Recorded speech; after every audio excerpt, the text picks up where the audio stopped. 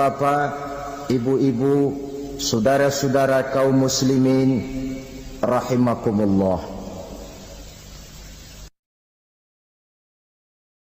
Di dalam kehidupan kita sebagai seorang muslim, minimal 5 kali dalam sehari semalam kita mendengar seruan untuk mendirikan solat yang disebut azan.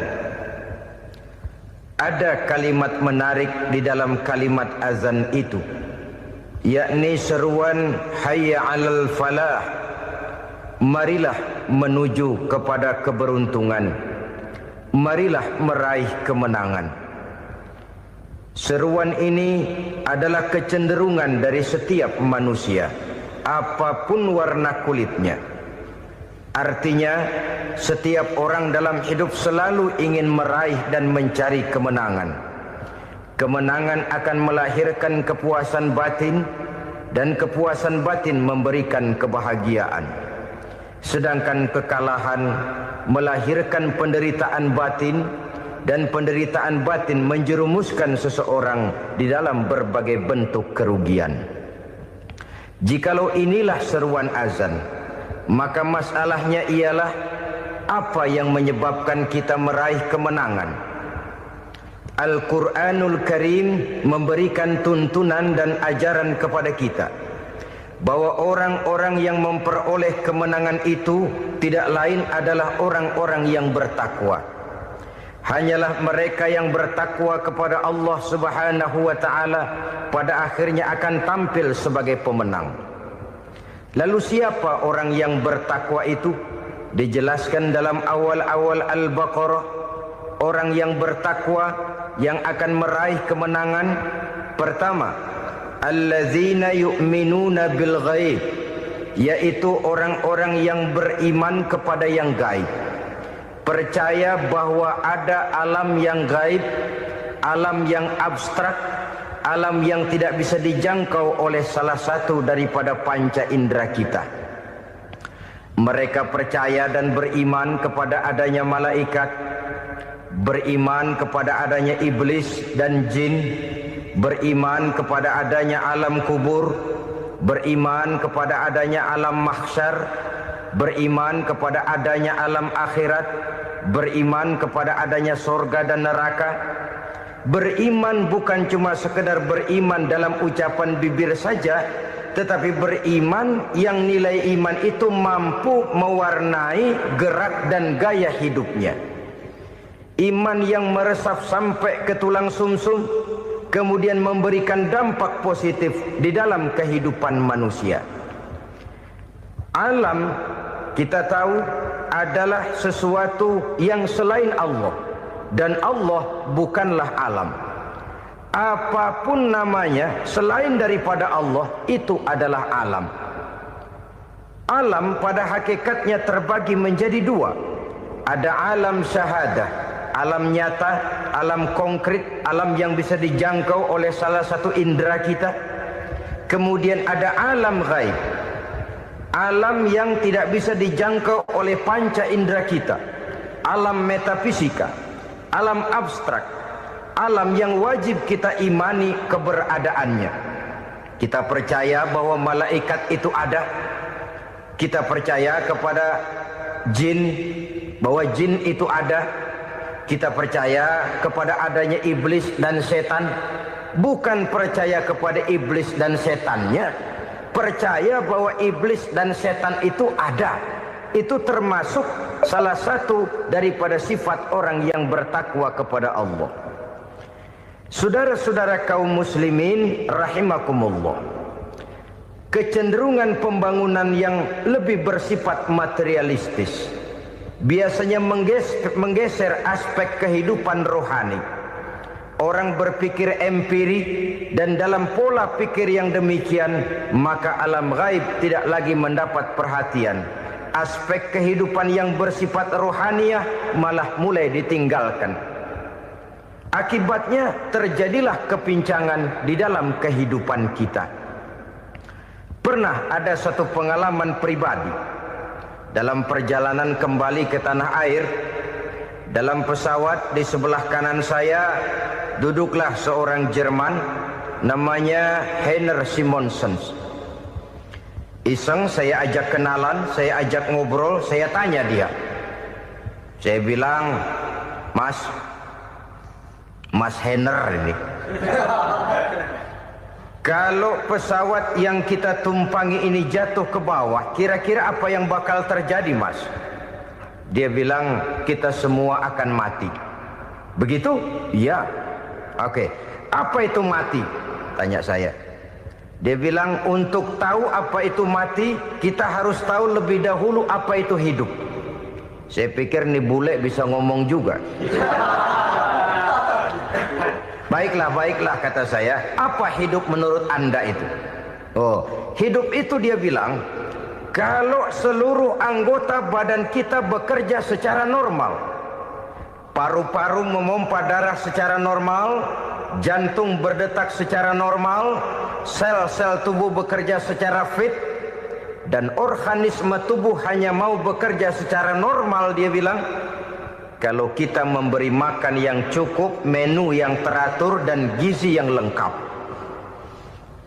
Saya bilang, kesimpulannya apa, Ner?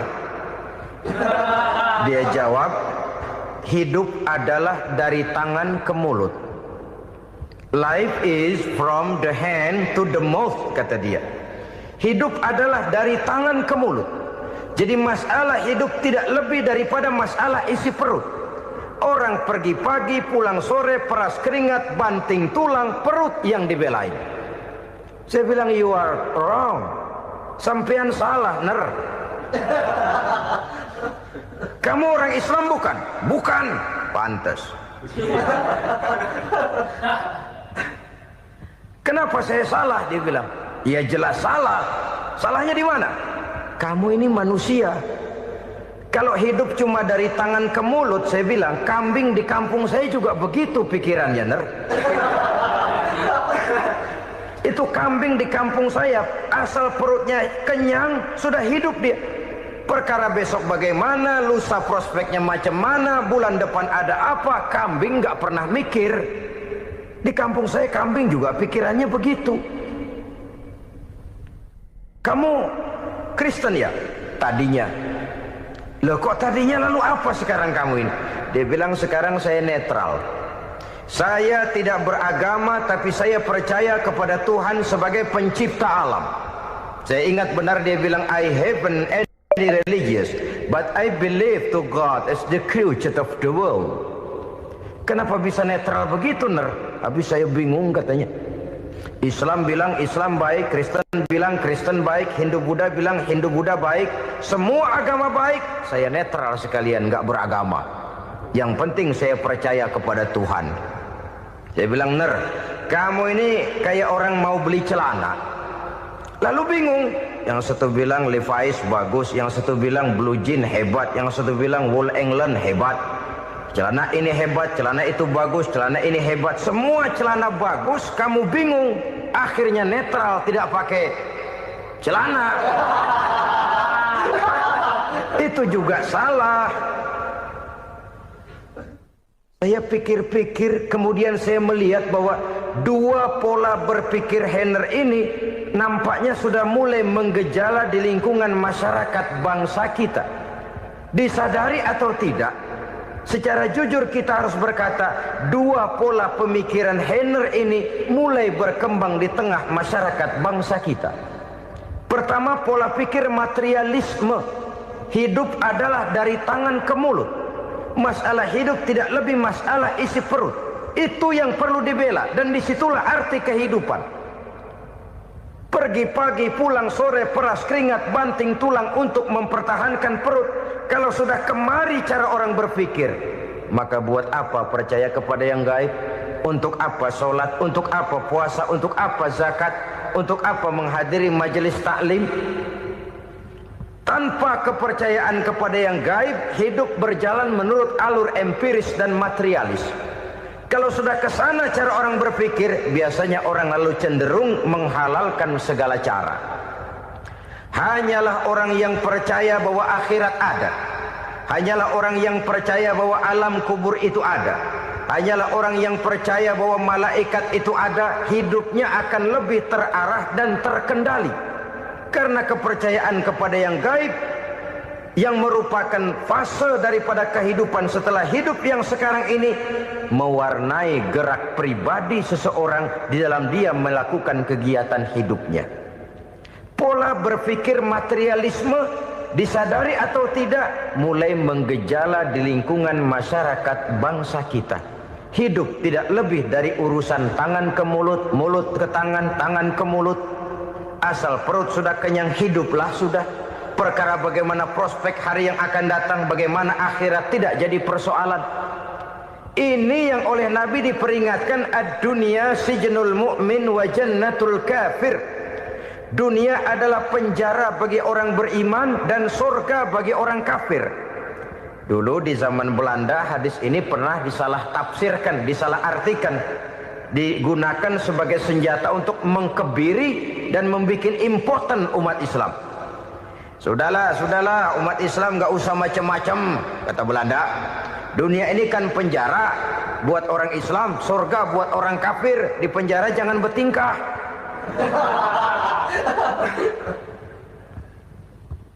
Pengertiannya tidak begitu.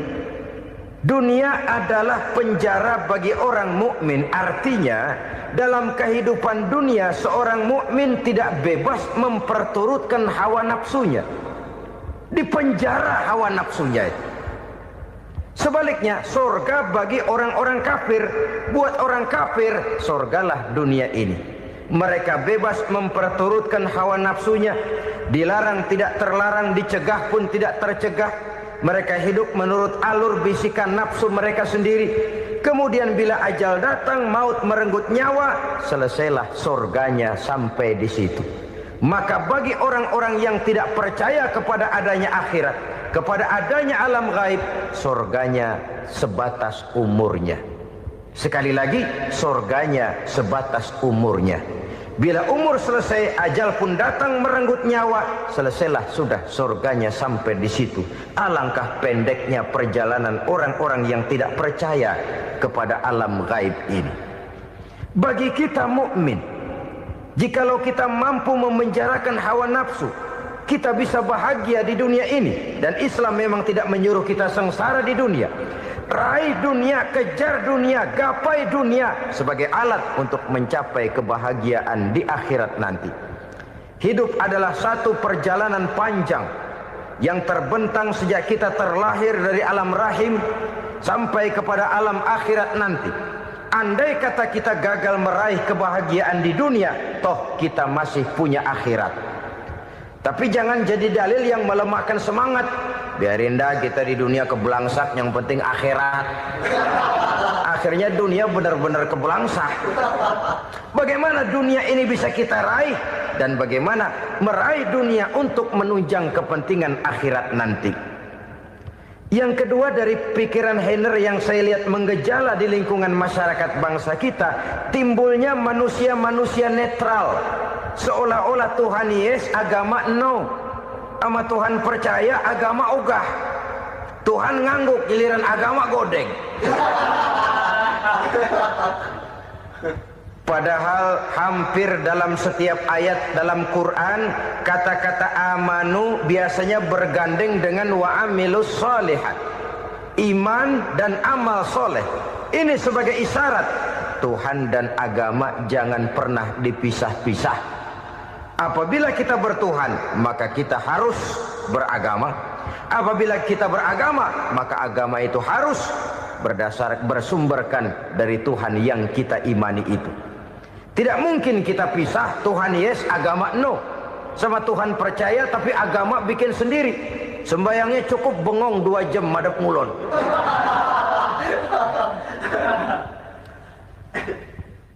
Saudara-saudara kaum muslimin rahimakumullah.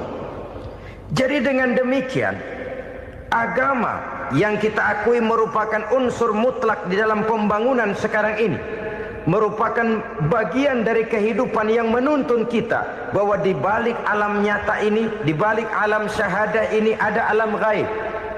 Dan mudabbir, murabbi yang mengatur, yang menguasai, yang memelihara, baik dia alam nyata, baik dia alam gaib, tidak lain adalah Allah Subhanahu wa ta'ala.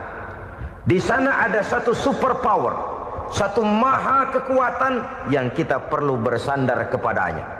Sebagai makhluk nyata yang hidup di alam nyata, berbuatlah secara nyata sebagaimana harusnya kita berbuat. Karena Islam jelas bukan agamanya orang pemalas. Islam jelas bukan agamanya orang yang mengajarkan setelah selesai sholat boleh duduk, nggelenggem ayam-ayam, ndelohom, menghitung bintang di langit sambil menunggu keajaiban. Tidak. Islam adalah agama yang mengajarkan apabila sholat sudah selesai kamu kerjakan, bertebaranlah di permukaan bumi, cari karunia Tuhanmu. Jangan hidup berpangku tangan menunggu keajaiban. Karena hidup bukan undian. Jangan berharap untung besar tanpa mau peras keringat. Tapi di sebalik itu toh kita juga harus yakin bahwa di sisi usaha nyata yang kita lakukan ada satu super power, satu maha kekuatan gaib yang menentukan berhasil dan tidaknya usaha kita. Kepercayaan kepada hal semacam inilah yang mendorong kita untuk mempunyai sandaran vertikal, agar jikalau usaha ini berhasil, kita tidak lupa diri dan lupa daratan. Jikalau usaha ini gagal, kita tidak putus asa dan buruk sangka, tidak cupik pandangan dan sempit hati, tapi mampu melihat persoalan dengan kacamata putih sambil husnuzon kepada Allah Subhanahu wa ta'ala.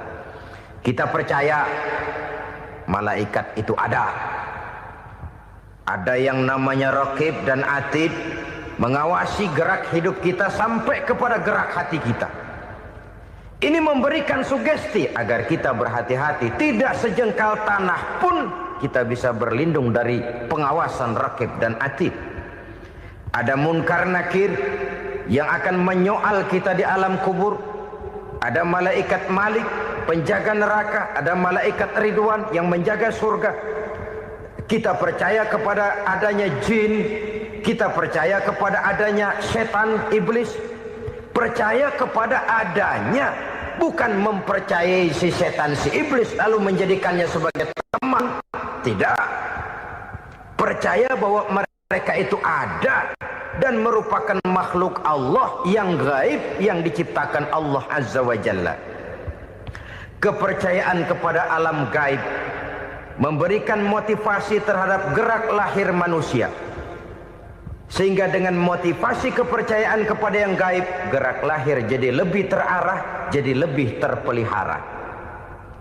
Pernah seseorang bertanya, "Pak, apakah adanya akhirat bisa dibuktikan secara ilmiah?" Saya bilang tidak bisa, tidak bisa. Kenapa? Karena yang berangkat nggak pernah pulang kembali lagi. Kalau dia pulang kemari bisa kita tanya bagaimana enak di sono. Cuma secara moral saya katakan, lebih beruntung orang yang percaya kepada akhirat daripada yang tidak. Sekarang saudara percaya akhirat ada, lalu saudara baik-baik di dunia, sholat, puasa, zakat, menolong orang lain, menebarkan kebajikan. Saudara mati, andai kata akhirat tidak ada, toh dalam hidup saudara sudah berbuat baik. Paling tidak nama saudara akan dikenang sebagai orang baik. Sebaliknya, saudara percaya, kata saya, bahwa akhirat tidak ada, lalu hidup semau-maunya, tenggelam dalam maksiat dan munkarat, menentang Allah, tidak mau ruku dan sujud. Lalu saudara mati, kemudian akhirat ada. Ayo, mau apa? Bekal tidak punya. Jadi secara moral lebih beruntung orang yang percaya kepada adanya akhirat daripada yang tidak percaya. Dan itu alam gaib yang tidak bisa dibuktikan secara eksat. Jangankan untuk membuktikan seperti itu, dalam kehidupan sehari-hari saja yang kita rasakan tidak selalu berbentuk toh. Angin, bagaimana sih bentuknya angin? Kita tidak tahu. Merah, buktinya kalau dikerok merah. Yang merah itu kulit, yang kulit kita bukan anginnya. Sakit, rasa sakit itu ada, tapi bagaimana bentuk sakit kita nggak pernah tahu. Kalau kita makan cabai pedas, bagaimana bentuk pedas itu tidak ada, tapi rasa ada. Bentuk pedas hijau, cabenya bukan pedasnya. Tidak semua yang kita rasakan bisa kita gambarkan dalam bentuk yang konkret. Oleh karena itu, sekali lagi bahwa kepercayaan kepada alam yang gaib mampu memberikan satu sugesti yang menata kehidupan seseorang lebih lurus, lebih terarah, dan lebih terkendali. Maka wajar kalau kepercayaan kepada yang gaib mengantarkan seseorang untuk meraih kemenangan. Kenapa? Dia percaya kepada yang gaib, bahwa akhirat ada, bahwa alam kubur ada, bahwa pertanggungan jawab itu ada. Maka dia lalu tidak hidup saenae udele dewe gitu loh. Tidak hidup menurut seleranya sendiri, terarah, teratur. Ini cirinya yang pertama. Orang bertakwa yang akan meraih kemenangan, mereka beriman, mereka percaya kepada yang gaib. Bahkan hal-hal konkret saja selalu berangkat dari yang gaib. Saudara-saudara, para remaja, para pemuda sekarang ini tidak pernah tahu toh siapa yang akan jadi teman hidup saudara. Kita bisa saja ngerancang, mentargetkan, tapi toh akhirnya yang namanya jodoh bukan kekuasaan kita. Rezeki di luar kemampuan kita. Begitu juga ajal, maut, jodoh, ajal adalah contoh-contoh konkret bahwa pada akhirnya yang gaiblah yang menentukan. Bertahun-tahun ngelancong, emang jodoh seret nggak jadi.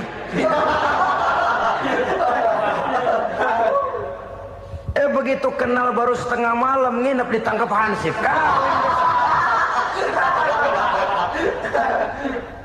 Hal-hal semacam itu kadang-kadang kita berpikir suuzon, gilet, perempuannya cakep banget, lakinya rebek amat.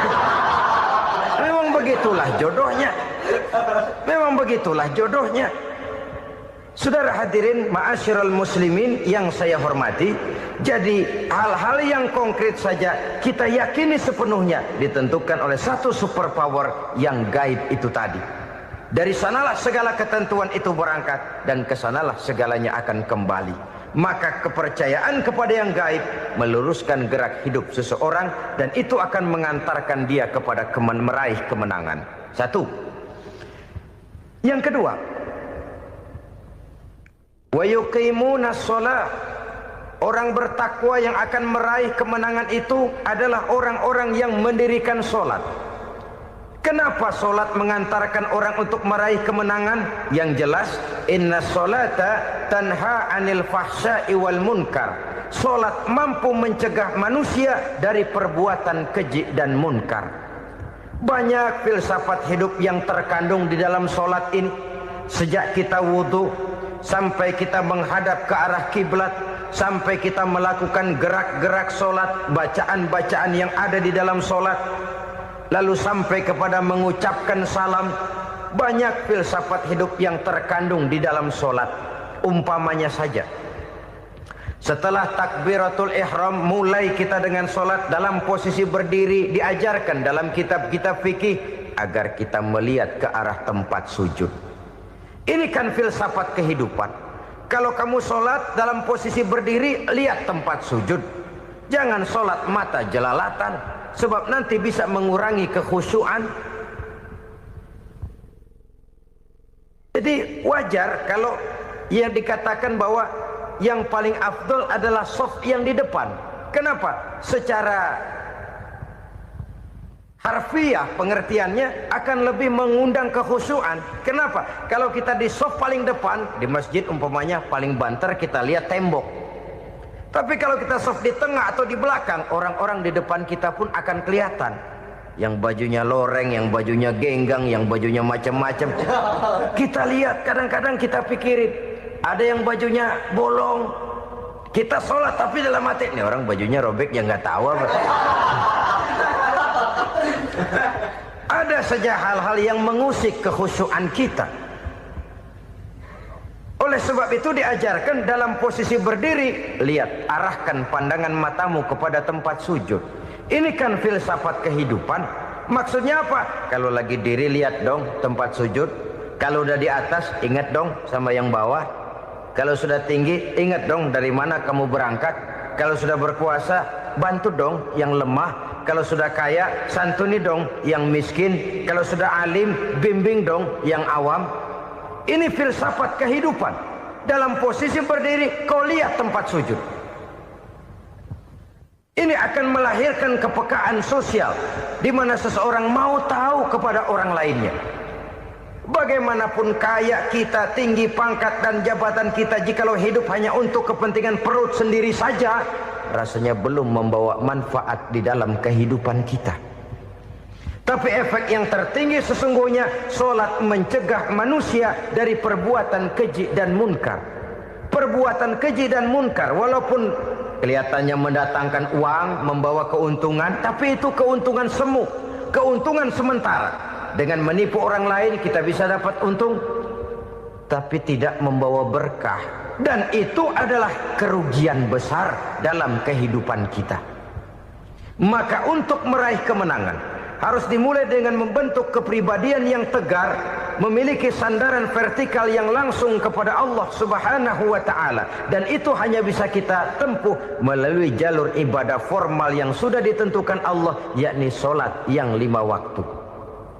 Untuk memperkuat itu ada solat-solat sunnah, rawatib, nawafil sebagai terminal-terminal kontrol cadangan untuk memelihara stabilitas temperatur batin di dalam kita berhubungan dengan zat yang maha gaib, yaitu Allah Subhanahu wa ta'ala. Orang sering bertanya, Pak, itu tetangga saya nggak sholat, duitnya nggak habis-habis, Pak. Nggak sholat tapi mobilnya tambah terus. Nggak sholat tapi usahanya makin maju. Tapi di sisi lain ada orang yang rajin sholat, rezekinya butak bener. Anaknya mana kurus, mana korengan. Saudara hadirin ma'asyiral muslimin rahimakumullah. Harus saya katakan bahwa solat memang bukan untuk cari duit. Solat adalah sandaran vertikal kita kepada Allah. Sedangkan soal rezeki itu berkaitan dengan sifat Allah maha pengasih dan maha penyayang. Allah maha pengasih, siapapun dikasih kalau mau usaha. Allah maha penyayang, tidak semua orang disayang oleh Allah Azza wa Jalla. Dan belum tentu banyak harta itu merupakan nikmat. Mungkin juga istidraj. Artinya istidraj itu dikasih tapi diambulin, kalau bahasa Betawinya itu.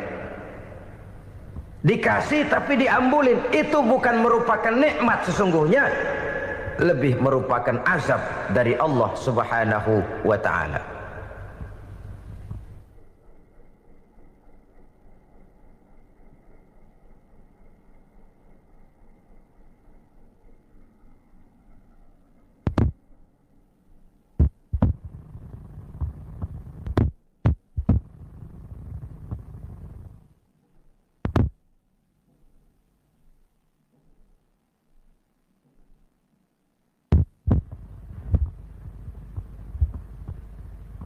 Agama mempunyai sistem solat, dan kita umat Islam telah dituntun oleh Allah Subhanahu wa ta'ala yang wajibnya 5 kali dalam sehari semalam mendirikan solat, dan itu tentu berada dalam jangkauan kemampuan manusia.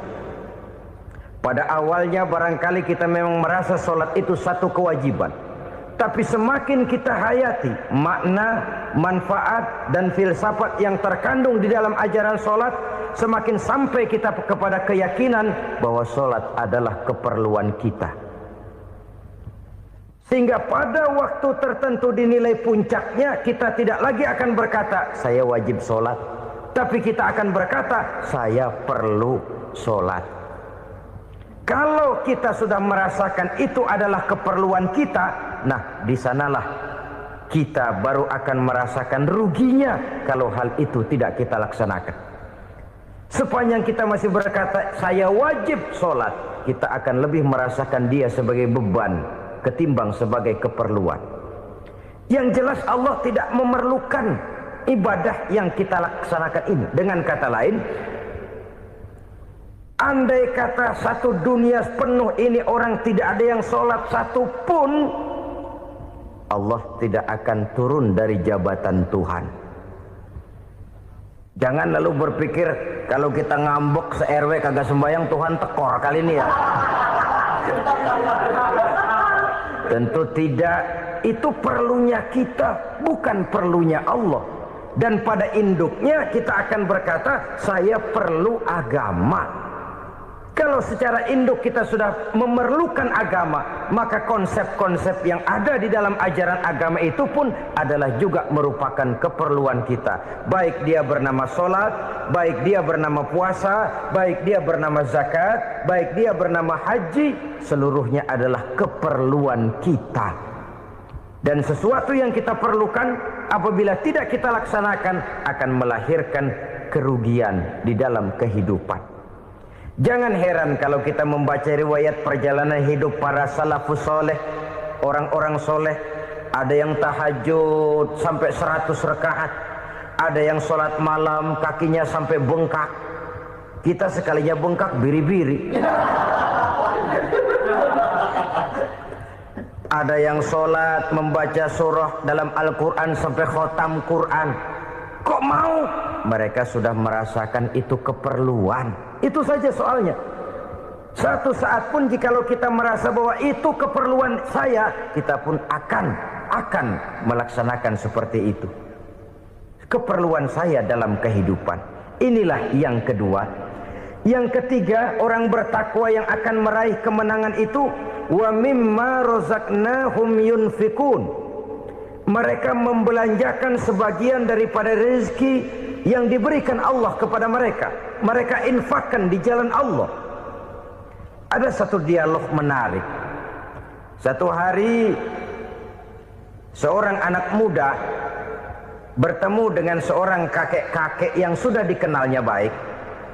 Bertanyalah anak muda ini, "Kek, umur kakek berapa tahun?"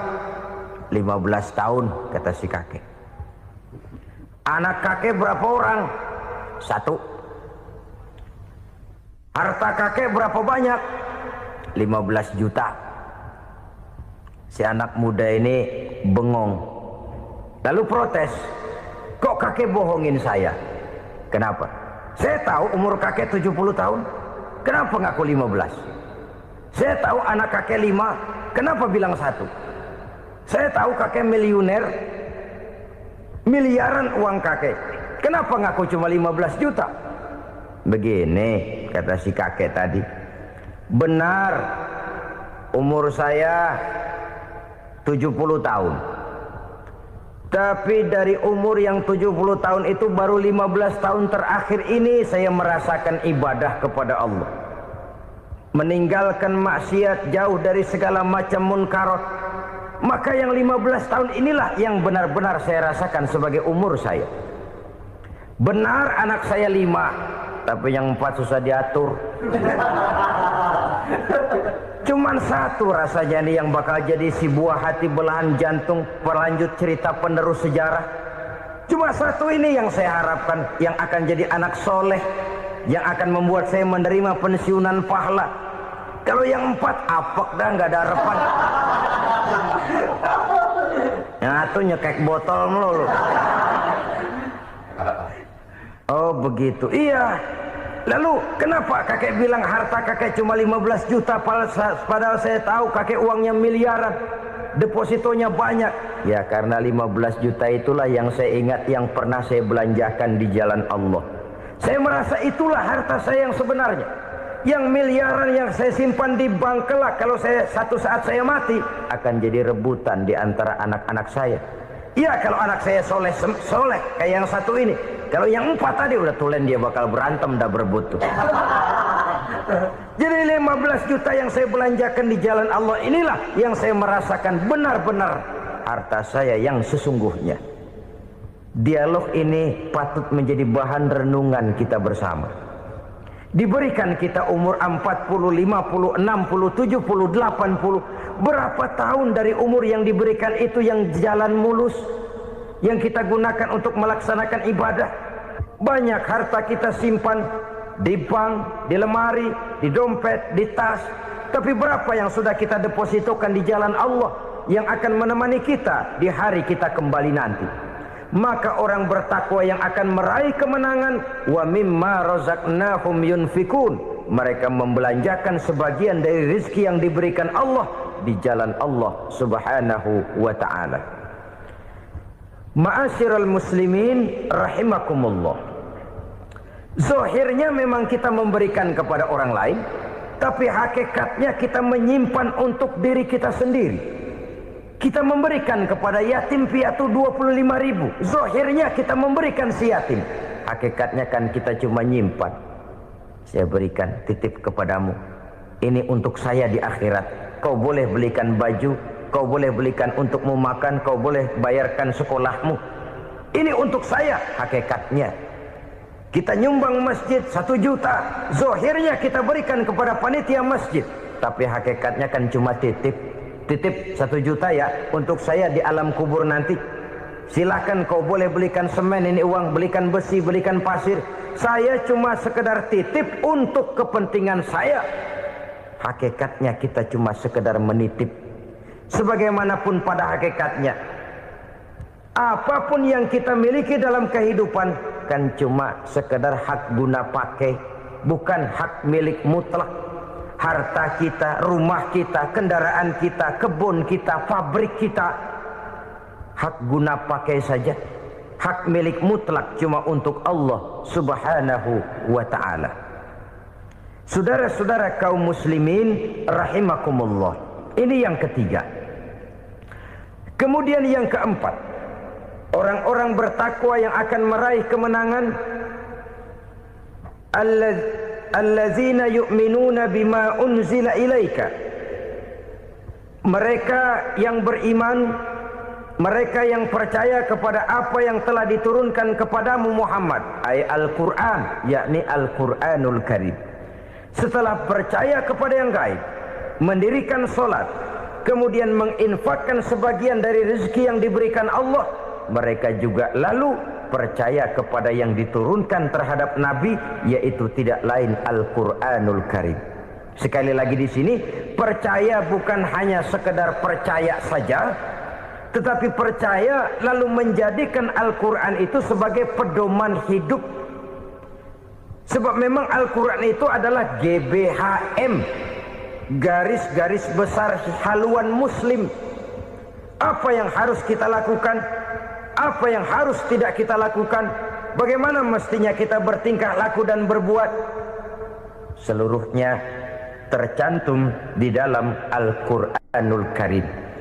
Itu sebabnya ketika satu hari Aisyah ditanya bagaimana akhlak Rasul, beliau menjawab, kana Rasulullah sallallahu alaihi wasallam khuluquhul Quran.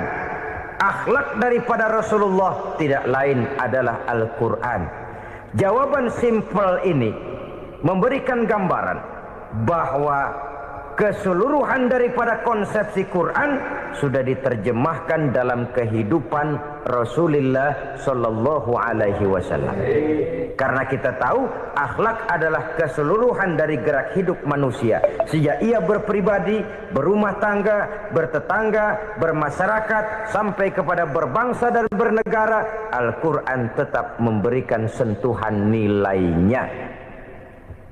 Oleh karenanya, orang-orang yang bertakwa adalah orang-orang yang menjadikan Al-Quran sebagai pedoman dalam kehidupannya. Dan kita yakini Al-Quran diturunkan kepada Nabi Muhammad bukan merupakan produk Nabi Muhammad. Isi dan redaksinya langsung dari Allah Subhanahu wa ta'ala. Kemudian cirinya yang kelima, orang bertakwa yang akan meraih kemenangan itu, wa ma unzila min qablika.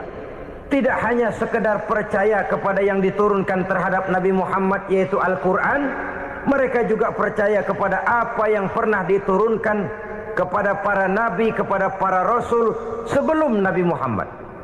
Percaya kepada adanya suhuf, percaya kepada adanya Taurat, percaya kepada adanya Injil, percaya bahwa Allah dahulunya sudah menurunkan Taurat kepada Musa, percaya bahwa Allah sudah menurunkan Injil kepada Isa, percaya Injil ada, Taurat ada, diturunkan Allah untuk Isa dan Musa, tetapi tidak wajib mengamalkannya karena kita sudah diberikan Al-Quranul Karim. Ini yang perlu saya garis bawahi. Kita percaya Allah telah menurunkan Injil dahulu kepada Isa.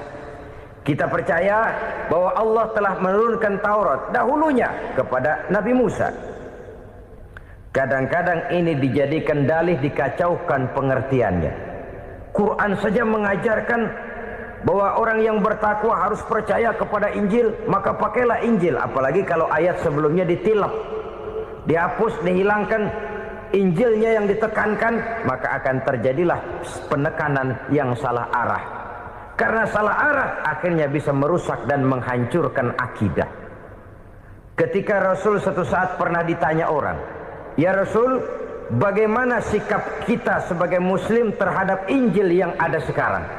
Beliau menjawab, "La tukadzibuhu jami'an wa la tusaddiquhu jami'an." Jangan didustakan seluruhnya, jangan juga dibenarkan semuanya. Artinya, ini sudah merupakan gambaran dari Rasul bahwa dalam Injil yang ada sekarang masih ada ajaran-ajaran tauhid yang dibawa oleh Nabi Isa dan diajarkan kepada umatnya. Tapi juga dalam Injil yang sekarang ini sudah terkena intervensi dan investasi manusiawi. Karena itu Rasul menyimpulkan, la tukadzibuhu jami'an wa la tusaddiquhu jami'an. Jangan didustakan semua, jangan dibenarkan seluruhnya. Kita memang percaya Allah telah menurunkan Injil kepada Nabi Isa dulu, tapi kita tidak wajib mengamalkan Injil. Kita percaya Allah telah menurunkan Taurat kepada Nabi Musa, tapi kita tidak wajib mengamalkan kitab ajaran Taurat. Yang wajib kita percayai dan kita amalkan hanyalah Al-Quranul Karim. Kenapa? Oleh karena baik yang ada di dalam Taurat, baik yang ada di dalam Injil, tentu tercakup di dalam Al-Quran sebagai kitab terakhir yang diturunkan oleh Allah Subhanahu wa Ta'ala. Dan itu wajar. Kalau seorang pejabat mau mengeluarkan satu keputusan baru, tentu dia harus meninjau keputusan-keputusan lama. Andai kata dianggap tidak berlaku, dianggap tidak relevan lagi, maka keputusan-keputusan lama itu tentu sudah dianggap tidak berlaku.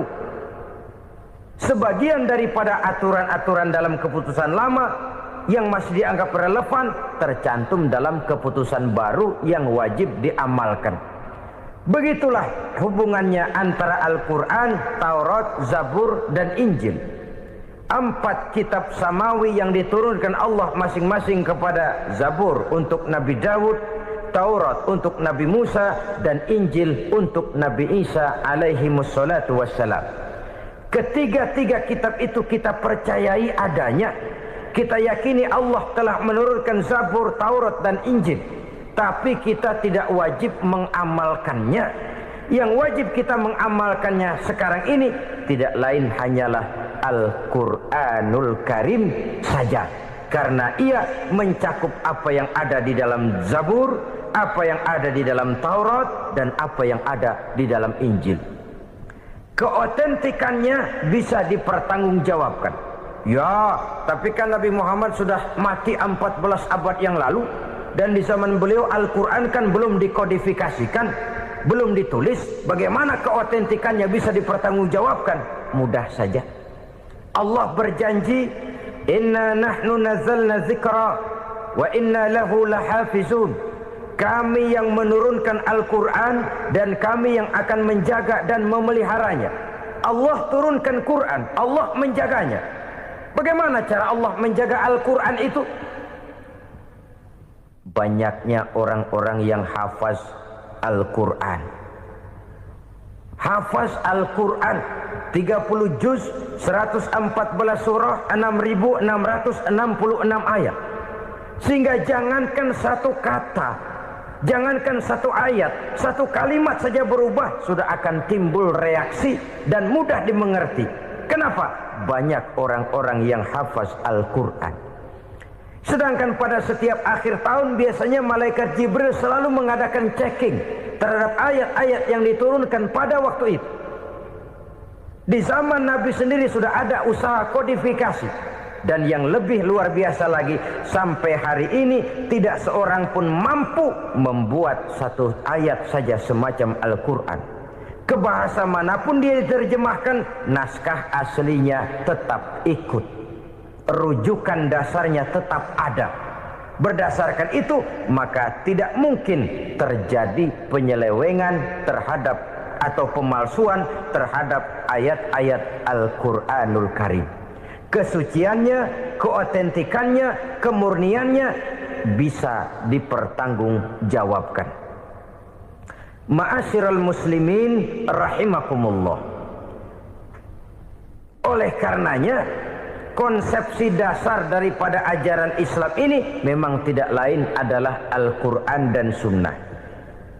Isi daripada agama Islam yang merupakan iman, Islam dan ihsan, konsepsi dasarnya tidak lain adalah Al-Quran dan Sunnah Rasulullah Sallallahu Alaihi Wasallam.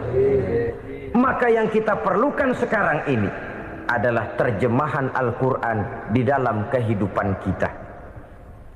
Dengan demikian, maka gaya kehidupan yang lebih Qurani itulah yang kita dambakan. Kita perlu memang terjemahan Quran dalam bahasa Inggris, dalam bahasa Belanda, dalam bahasa Jepang, tapi yang lebih kita perlukan adalah terjemahan Quran di dalam kehidupan kita. Konsekuen, tidak memanipulasi, ringan sama kita jinjing, berat sama kita pikul. Jangan kalau lempengan ayat Quran itu kira-kira enak diamalin, keras teriakan kita. Giliran kira-kira ayat Quran itu mukul kepala kita sendiri, diam kita. Itu ciri yang pernah disindir Allah dalam awal-awal Baqarah juga itu. Ciri beragamanya orang yang munafik. Kullama adha'a lahum masyawfi, kata Allah. Wa iza azlama alaihim qamu. Apabila terang mereka jalan, apabila gelap mereka berhenti. Artinya, kalau kira-kira di Islam nguntungin, rame-rame pada teriak Islam.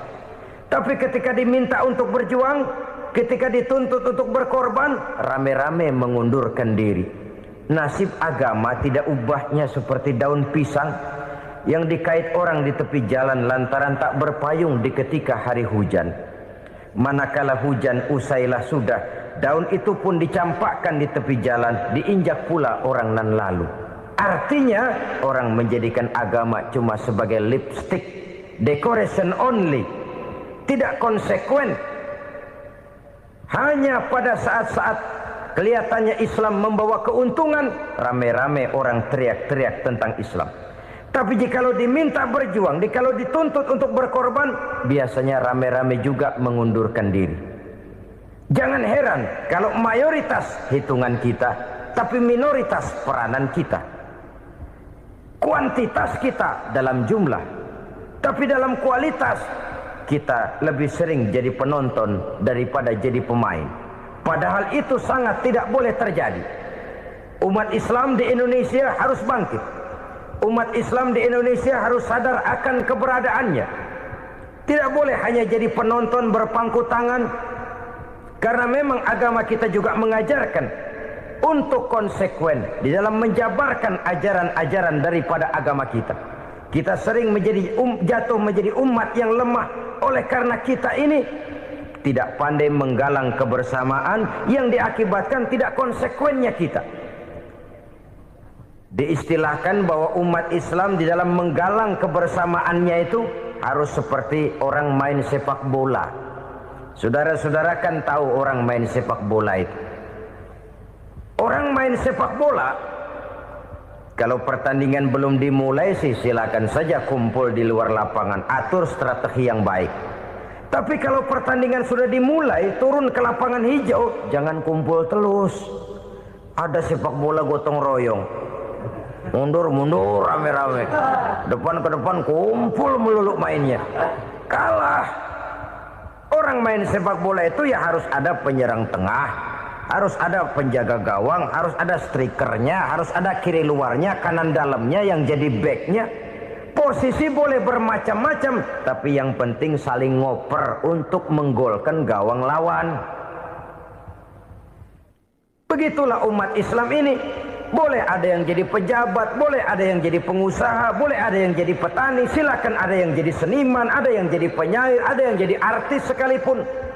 Tapi kalau sudah berhasil menguasai bola, jangan lupa operannya. Operan itu yang langka. Kita ini muslim kadang-kadang kalau sudah memegang menguasai bola, kalau belum mau mampus, belum mau ngoper. Nanti kalau sudah nggak punya bola, baru mau ngoper. Kalau sudah dengar-dengar mau dekat pensiun, baru mau jihad, baru mau berjuang, baru mau ngurus pesantren. Tanda tangan sudah tidak laku, memo sudah tidak dihargai, baru mau berjuang. Kemarin kemana, Mas?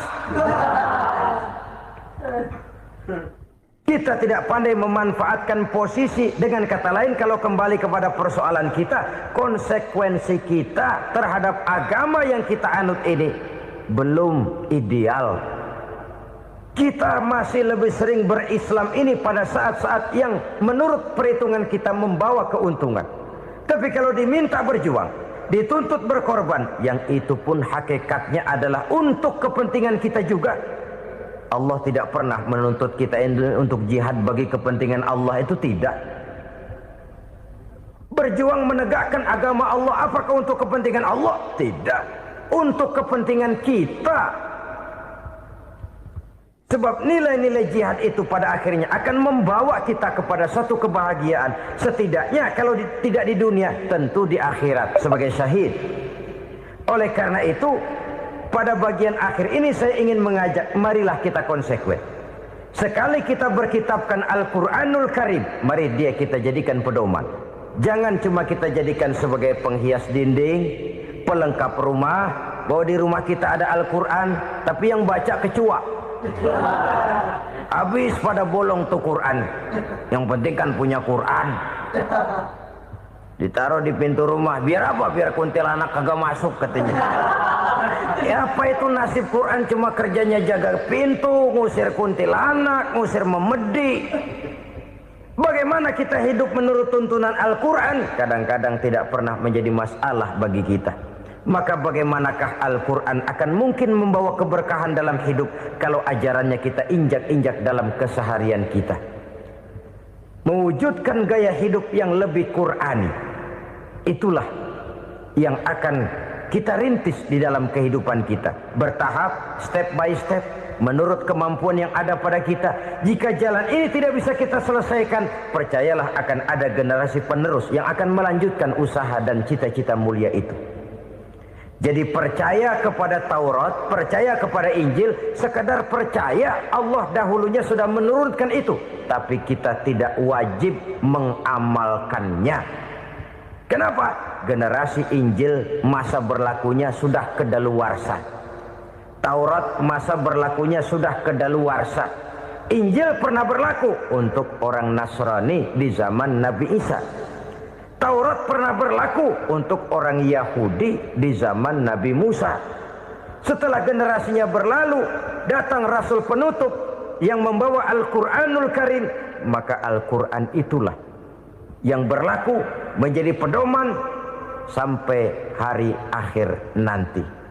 Jangan jauh dari Al-Quran, karena apabila ini kita lakukan, maka kita akan kembali kepada satu gaya hidup yang jauh dari tuntunan agama, dan itu artinya kita akan semakin jauh untuk meraih kemenangan. Saudara-saudara kaum muslimin rahimakumullah. Yang keenam, yang terakhir, orang-orang bertakwa yang akan meraih kemenangan itu wabil akhirati hum yuqinun. Mereka percaya, mereka yakin seyakin-yakinnya akan adanya hari akhir, di mana seseorang akan mempertanggungjawabkan seluruh perbuatannya di dalam hidup ini. Dan tidak ada satu perbuatan yang bagaimana kecilnya sekalipun yang tersembunyi dalam pandangan manusia yang tidak akan dibukakan persoalannya di mahkamah Qadi Rabbul Jalil di akhirat nanti. Itulah sebabnya maka percaya kepada akhirat disebut secara khusus.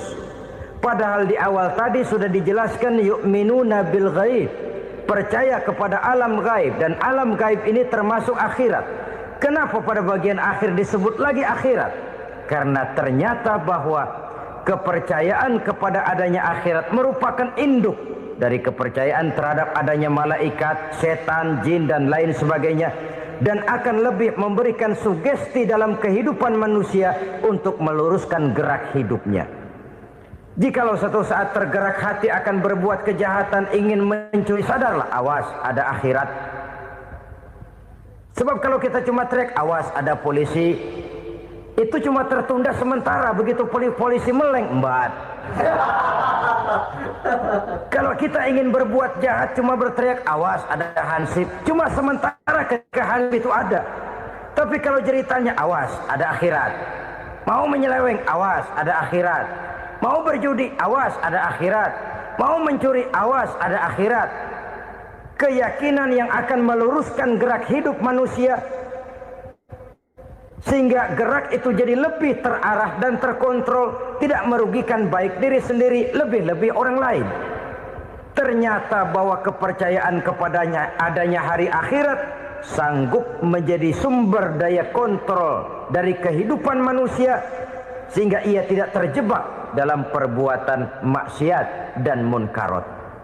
Saudara-saudara kaum muslimin, inilah saja yang kita bicarakan pada pertemuan kali ini. Semoga Allah subhanahu wa ta'ala memberikan kekuatan zahir dan batin kepada kita. Amin. Untuk dapat meraih kemenangan dengan beriman kepada yang gaib, mendirikan solat, membelanjakan sebagian dari rezeki yang diberikan Allah, percaya kepada Al-Quran, beriman kepada kitab-kitab yang diturunkan sebelum Al-Quran, lalu meyakini adanya hari akhirat. Terima kasih atas segala perhatian, mohon maaf atas segala kekurangan. Usikum wa nafsi bitaqwallah. Wassalamu alaikum warahmatullahi wabarakatuh.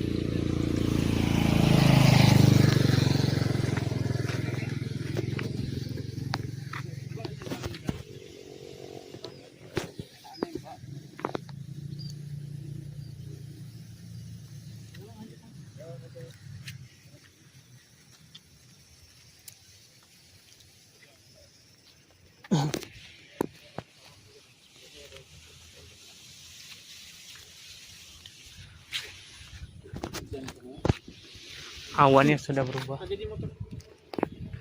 Oh.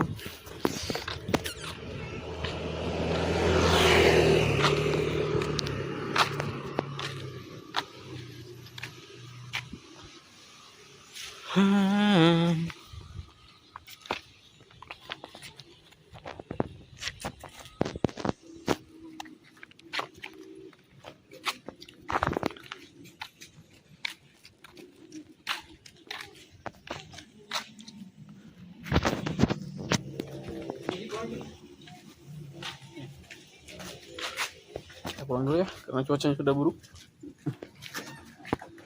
Lihat kuburan aja, Ji.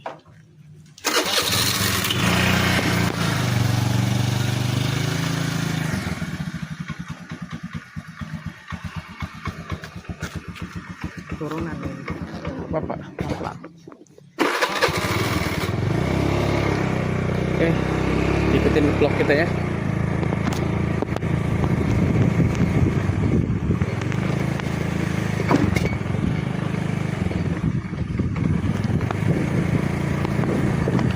Wow.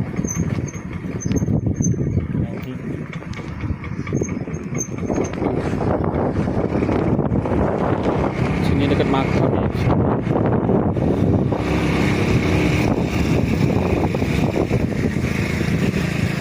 Tuh ada. Ini makam ya guys ya. Ini adalah tempat masa depan semua orang pasti akan kembali ke tanah.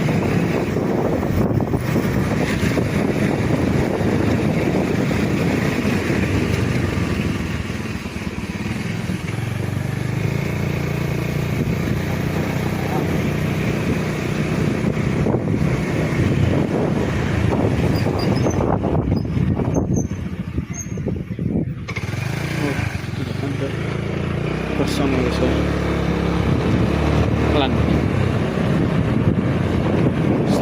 Ini ada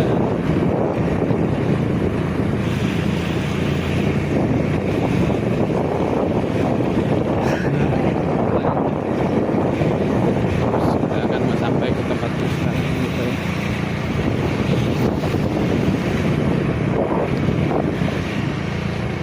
Kita kami dulu ya.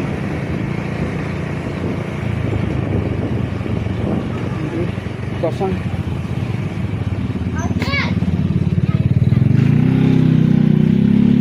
Kita sampai ke tujuan kita ya. Masukin lah motor ke temen masukin.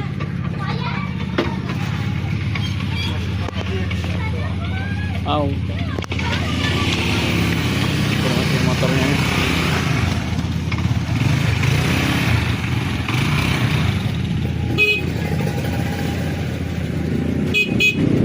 Jangan guys.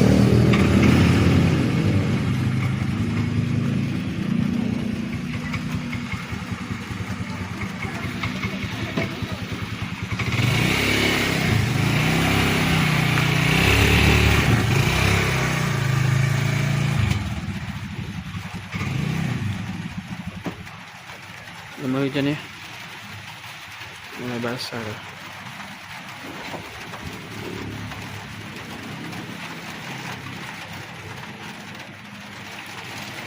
Oke guys, sekian dulu ya untuk konten vlog ini. Saya Ri, wassalamualaikum warahmatullahi wabarakatuh. Ini saya diakhiri. Ini jadi mesin.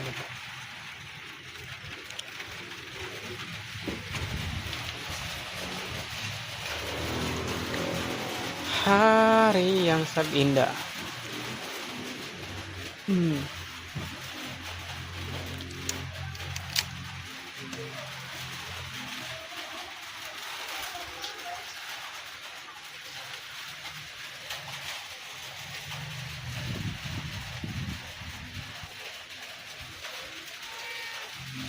Oh, di sini ada kucing guys, nih.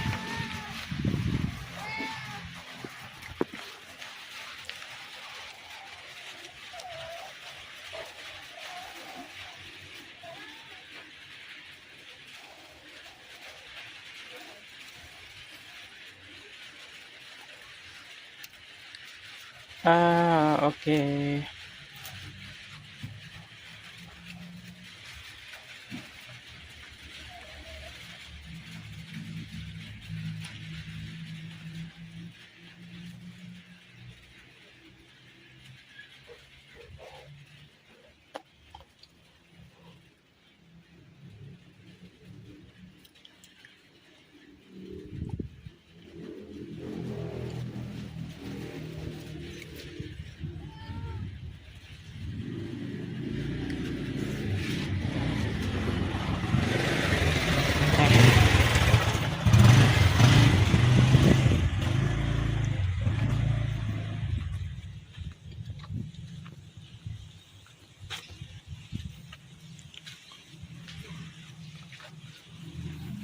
terima kasih yang sudah menonton ya.